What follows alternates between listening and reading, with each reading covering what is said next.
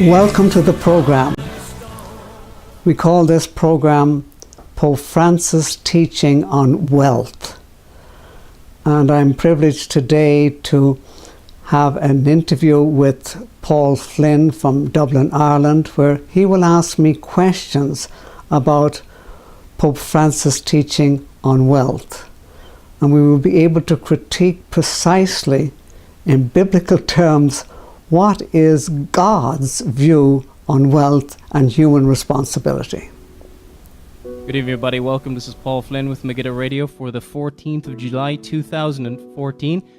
Thank you for everybody for tuning in. We are joined today by Richard Bennett of BereanBeacon.org. Now, I just want to read out some of his biography for those of you who may not be aware of Richard Bennett's ministry. Now, the Jesuits trained Richard in his early years in Belvedere College on Great Denmark Street. Richard then received 8 years of theological instruction and preparation for the priesthood with the Dominicans, completing his education at the Angelicum University in Rome in 1964. He spent 21 years as a Catholic priest in Trinidad, West Indies, 20 years of which he served as a parish priest. After a curious accident in 1972 in which he nearly lost his life, he began to seriously study the Bible, which eventually led him away from Romanism. And then it said, after nearly 14 years of contrasting Catholicism to biblical truth, by the Lord God's grace, Richard looked to him by faith alone for the salvation that gives alone. Now, we have spent a number of shows dealing with the economic views of Pope Francis and also Thomas Aquinas, and someone who has spent a long time studying these issues is Richard Bennett. Now, Richard Bennett has come across the writings of Thomas Aquinas, and this is especially why I wanted to get him on the show, to add to his expertise and the number of shows we've already done around Roman Catholicism, Romanism, and their view of economics, and how it is very much different to what the Bible teaches. Richard has spent a long time studying Thomas Aquinas, so he said, and I want to look at the collectivist leanings of Rome here. Now, Richard, before we discuss the teachings of Pope Francis, and before we get into it, welcome to the show. Nice to be with you, and I thank God for this opportunity, Paul. It's great to have you on the show, Richard. Before we get into the teachings of Pope Francis, because I know you've done a lot of research on this issue, now, could you tell our listeners something about Thomas Aquinas, those who haven't heard much about him? Yes, just to put a personal note in, as you said, I had studied Aquinas. I studied Aquinas for 4 years. We actually brought the Summa Theologica, his main work, to class, and we studied the actual text from Aquinas, and I did that for 4 years. Aquinas himself was a brilliant man with an extraordinary intellect.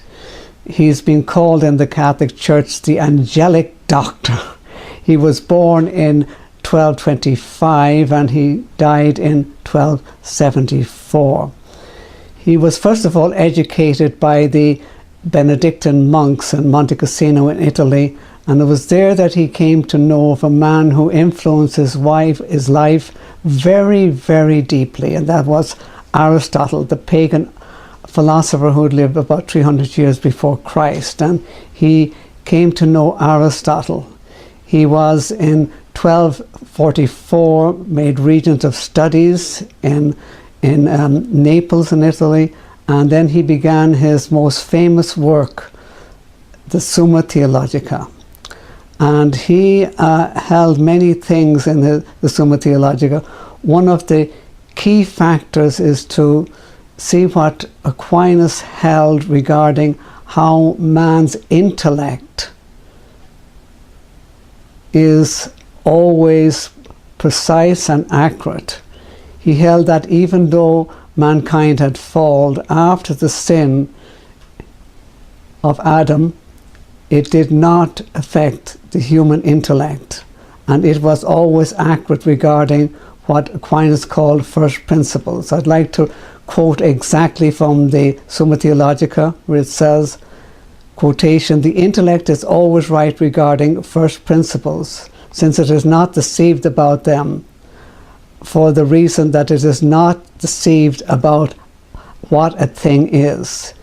And he quotes from Aristotle many times in the Summa Theologica, and Aristotle also believed that the intellect was supreme, and that you could know God and you could prove his existence from the intellect alone.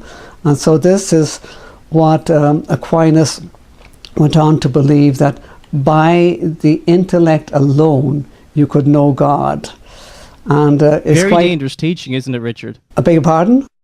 A very dangerous teaching, isn't it, It's Richard? a very dangerous teaching, but it has become official in the Catholic Church. In the Catechism of the Catholic Church, the modern day official teaching, in paragraph 49, we have the following statement, quotation, "The Church teaches that the one true God, our Creator and Lord, can be known with certainty from his works by the natural light of human reason." That is the official words of the Catechism of the Catholic Church, where you can see Aquinas' teaching coming out in modern day Romanism, and he has been called by Pius XI in 1923 the one whom all students for the priesthood must look to in their preparation for the priesthood. And he's quoted many times. For example, on the section of the Catechism, the dignity of the human person, we find Aquinas quoted from 3 times. So it is quite strange, because Aquinas had a dramatic happening in his life, and it was before he had finished writing this famous manual, the Summa Theologica. He experienced a divine revelation whereby he apprehended that all his writings were worth straw compared to who God is. And that was just in the late months of 1273 and 1274 he died. I beg your pardon. It shows you the absolute real danger, whether it's by kind of, you could call it almost charismatic style experiences, or by using the human intellect and relying on human reason. The Bible says not to trust in our own reason, but to lean upon the Lord's. And it just shows you the importance of that practically when you study these men. And it also shows you too, you know, when, as you've done, Richard, yourself, studying back through the doctrines of what Pope Francis is teaching, especially in the media, and you trace it back, it's really nothing new, as you've pointed out. Richard, can you explain to our audience where the teachings of Pope Francis can be found? Yes, they can be found on the Vatican webpage. If you go there, you can find the lengthy document where he talks about many other things. It's a very lengthy document, and he calls the whole document "The Joy of the Gospel." And among many other topics, as I say, he discusses wealth, but he is emphatic in what he says about wealth. And so I'd like to read from section 57, and I'm giving the exact words as it is on the Vatican webpage. He says the following: ethics, a non-ideological ethics, would make it possible to bring about balance and a more humane social order. With this in mind, I encourage financial experts and political leaders to ponder the words of one of the sages of antiquity. Not to share one's wealth with the poor is to steal from them and to take away their livelihood. It is not our own goods which we hold, but theirs, End of quotation. Now talk about a conclusion here. Not our goods which we hold, but theirs. You do not own your own goods, as it were, or he's saying, but it belongs to the poor. And in actual it's an astonishing thing, because like it just shows you why he's been so associated with Marxism. Yes, and we'll see more about that later on and how it has translated into this. Absolutely. He actually he's not quoting from Thomas Aquinas, but Thomas Aquinas wrote about this, and I want to read exactly what Aquinas said, and listen exactly, because this is quite horrendous what Aquinas said. Quotation: "In cases of need, all things are common property, so there would seem to be no sin in taking another's property, for need has made it common. It is lawful for a man to succor his own need by means of another's property, by taking it either openly or secretly, nor is this, properly speaking, theft or robbery." So you can take somebody else's property if you're in need, and you can do it secretly or openly, and it's not robbery, it's not theft. The commandment not... It's absolutely horrendous. How serious, Richard, is this in your estimation? It is really serious when you consider the position of Francis, because he is speaking to an audience of Catholics who obey him and call him the Holy Father, the Vicar of Christ, and he is lording it over 1.2 billion people worldwide, and in the United States 63 million Catholics here in the United States. So we must realize that if he's teaching this, that this is going to have an effect on societies and governments and how people live, and so it is really serious, because it translates into everyday life. And I had seen this, and I'll talk about it later on, as a priest when I was in Trinidad and tried to obey this sort of teaching, and it brings about horrendous results. And Francis goes on to quote again from what is actually going to be the compendium of Catholic social of the social teaching of the Catholic Church. You can find this on the Vatican website if you go to the compendium of social teaching of the Church. And let me read, first of all, before I read what Francis said, let me read what the compendium, this is the official teaching of the Catholic Church, in its compendium says.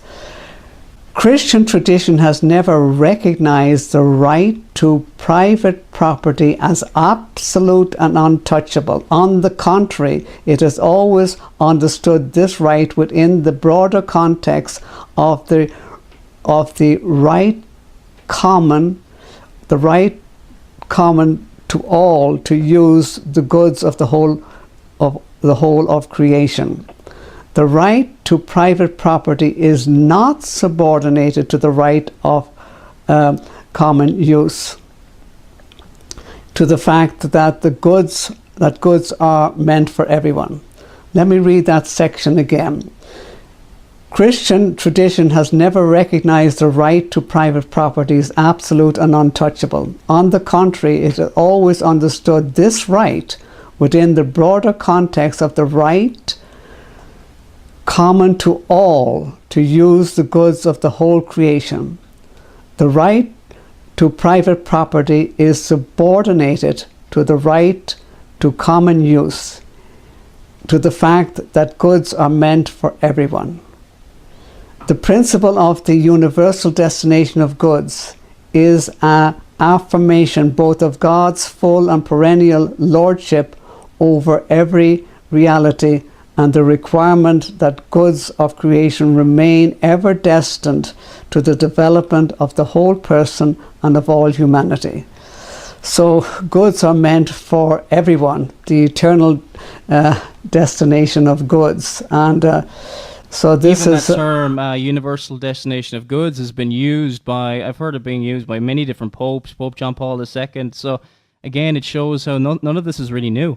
It's not new. It's Francis is actually saying what popes have said before, like John Paul II and others. They have emphasized this idea that everything really belongs to the whole of humanity, and if your private property does not really belong to you, absolutely it should be able to be destined to give to the poor. I wanted to read now where Francis used the exact phrase that the compendium uses, and this is in paragraph 169 of his document. He says the following: solidarity is a spontaneous reaction by those who recognize that the social function of property and the universal destination of goods are realities that come before private property. Solidarity must be lived as the decision to restore to the poor what belongs to them.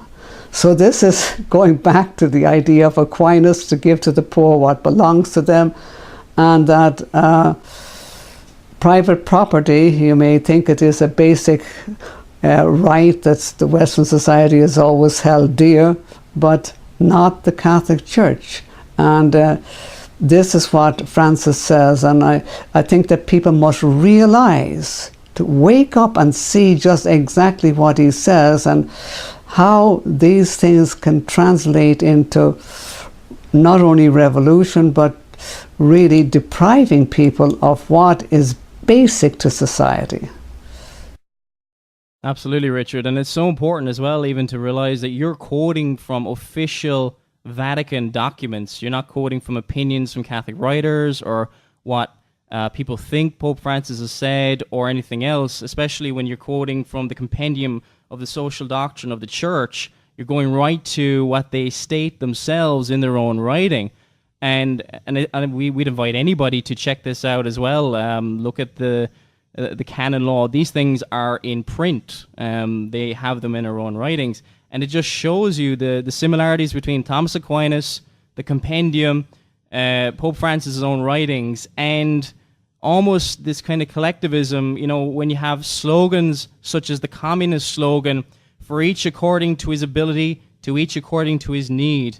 And you know, American liberals would have certain slogans like human rights are more important than property rights. Even here in Ireland, there's a group called People Before Profit. So there's lots of different slogans where this idea that it sounds wonderful, and I especially understand it from years ago before I was a Christian, when it sounds like, you know, we're putting people before profit and profiteers and all this, but really it has a really ugly side, and more importantly than anything else, a very anti-biblical side, very anti and a violation of the 8th commandment, thou shalt not steal. So, Richard, what significance do you see in Pope Francis' statement yourself? Yes, I see that this statement is exactly what inspired the Soviet Union back in 1917, where we had the Bolshevik Revolution of Stalin. That's what inspired them. They wanted to give to the people what belonged to them, and it ends up with, of course, a dictatorship where the people are treated so evilly and brutally murdered later on. So it's quite unbelievable, but this is just what it leads to. And it was the same in the North Korea, in China and Cuba, and we will see later on, as I will talk about Venezuela. This is what had motivated revolutionaries, and and by their fruits you shall know them. We see what these revolutions brought about: the enslavement of people in China to this day, and in North Korea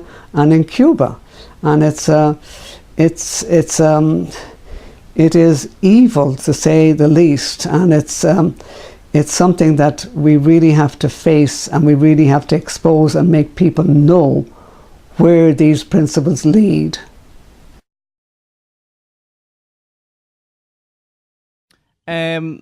You have some experience this yourself, haven't you? In your own background, you mentioned it a number of times. Liberation theology. In the liberation theology, Francis claims to oppose. Can you speak to your own experience, and also what experience has liberation theology had over the nations? I just even comment on Venezuela. I've met a lot of people in Venezuela over here in Dublin, and it's amazing when you talk to them. The Western media will make it sound, what Chavez did is wonderful, etc. But they're basically saying, well, you don't want what we have when you talk to them. So could you just comment on the influence of Aquinas and this thinking that Francis has espoused? This kind of thinking has laid waste, I suppose you'd say, in South America, Africa, and wherever else. Yes, I had personal encounter with this thought of theology and what we call liberation theology, and I was involved in it in the late 70s in Trinidad, where I was a priest in our communities, and I had, besides one town which was fairly big, I had other communities where I was priest, and we started little basic Christian cell groups, and in those groups we were teaching people, before we teach you about Catholic dogma, we want you to know that you should know what your rights are, and that you should have a right to property, whereby wealth should not be in the hands of just the wealthy, but it should belong to all. In those days I had long hair coming down on a dark beard, and I would, in my church, I would raise my hand and I would say, let us come out of the land of slavery into the land of freedom. We must bring freedom to the peoples, and wealth must be shared by all. And I was giving quotations from the official Catholic teaching about wealth belonging really to all, and that the idea that wealth had to be shared with all, and it was not to belong to some people in particular, and that this was my motive. And we were leading up to a revolution that actually took place towards the end of the 70s there in Trinidad. But meanwhile, there was other revolutions going around, and close to Trinidad, if you know the geography of that area, is Grenada, and I had visited Grenada as a priest quite a few times, and it was there that Maurice Bishop, a Catholic, led a revolution based on these principles, and the revolution brought in his dictatorship then of the island of Grenada, and the people, instead of being liberated and getting an equal share in the wealth, they became subservient to the government, and it was frightening. I actually went to visit Grenada at that time. When things calmed down, you could get air flight, and I went to visit. I had people I knew on the island, so places to stay. And I went out on the streets and I saw with my own eyes what the state of things was like, and talked to people. At street corners there were soldiers with rifle butts, and they would buffet people at the street corners and tell them to be careful. And people were even like accosted on the streets to be, to do what they were told by these soldiers. And then there was the huge prison, and I talked to some people about this huge prison in the capital city, whereby people were locked up who opposed this joint ownership of property by the Catholic Maurice Bishop, and they were locked up, and we do not know what they were suffering in jail, but the jails in Trinidad and in Venezuela are not like those in the United States or England or Ireland. They are really horrendous places with where people are maltreated. And this was frightening, because I was talking to the Grenadians there myself, and I saw what this revolution had brought about. Not freedom for the people, but the beginning of a dictatorship of Maurice Bishop, which was later taken down when the island was freed with the help of the United States. But it was horrendous, and I began to have second thoughts about my liberation theology when I saw just how it was lived out. And I think it's important for us to understand that Christ Jesus' biblical principle is true. By their fruits you shall know them. We see how these things, when they're translated, how they affect people and what they bring about. It is a fact of history that, again, in another country, Venezuela, Hugo Chavez, he started his revolution. He was a Catholic, a devout Catholic. He had been actually an altar boy, and his mother was hoping he would become a priest, but he went on to become dictator. Really, I wasn't aware of that Chavez was a devout Romanist, was he? He was, yes, and he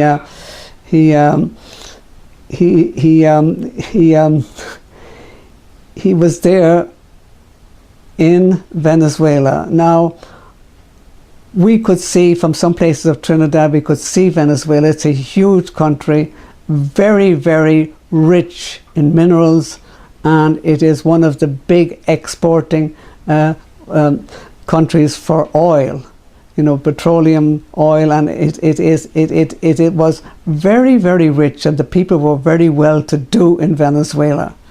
When they would visit Trinidad, we would envy them, the people, because they were quite well off.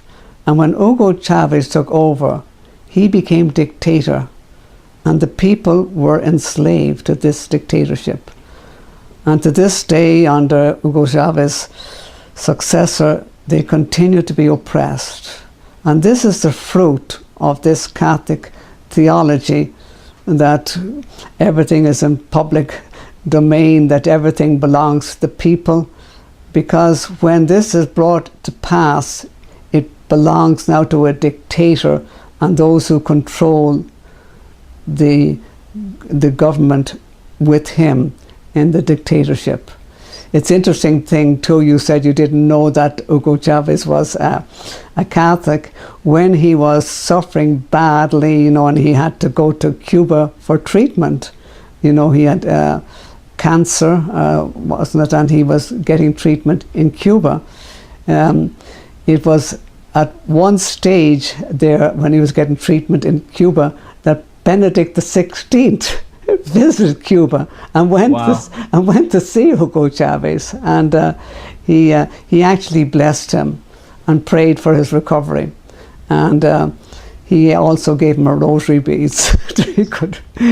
So Hugo Chavez could there's no division between the Venezuelan dictatorship. He could be praying to Mary on the side while he was doing his horrendous deed, and so it's quite. I was remembering this, and I went online this morning just to check to see that I got my facts right, and it's true. There it was. It was actually it was while he was in Cuba that Fidel Castro and his brother Raul Castro was really taking over the control under the dictatorship of Fidel Castro was taken over under Raul, his brother, that they went to see Hugo Chavez. And you can find a picture on the internet of the three of them, three Catholics, Hugo Chavez and Fidel and Raul. And when you think of the horrors that these men have done, Christ Jesus said, by their fruit you shall know them. we had an old saying, I don't know when I used it, when I was in Trinidad, maybe it's used here in the States and probably in Ireland, and wake up and smell the coffee. You see the facts, man. This is the facts. This is the way when these teachings are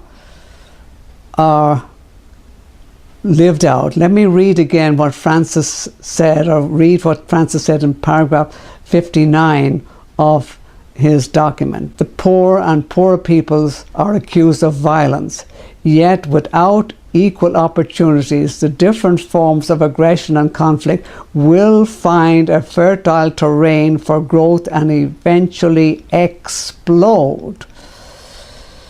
This is not the case simply because inequality provokes a violent reaction from those excluded from the system, but because of the socio-economic system is unjust at its core. It's unjust for the wealthy. I think that's very much the key term he's using there, that it's unjust. And it's even like that term, like that term that the Jesuits like to use, social justice. Yes, Does that yes. very much tie into that? Yes, it does. And there's a whole, the Catholic Church is always talking about social justice. But it's not social justice as we would understand it. It's social justice whereby the poor really have an equal share in all the goods of the community.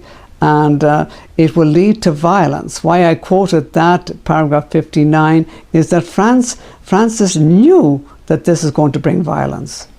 He knows that it will bring violence. And so why should people listen to Francis when we see how they listened to other popes who taught this, John Paul II, and when we see how it has translated and how it has been devastating. It was similar in Trinidad when the revolution did take place at the end, with the movement which became known as the Black Power movement, and it was that they did take over the government, and it wasn't until in Trinidad that they took over, I beg your pardon, the army. They took over the army, and the army was about to march on the government and take over the capital city, Port of Spain.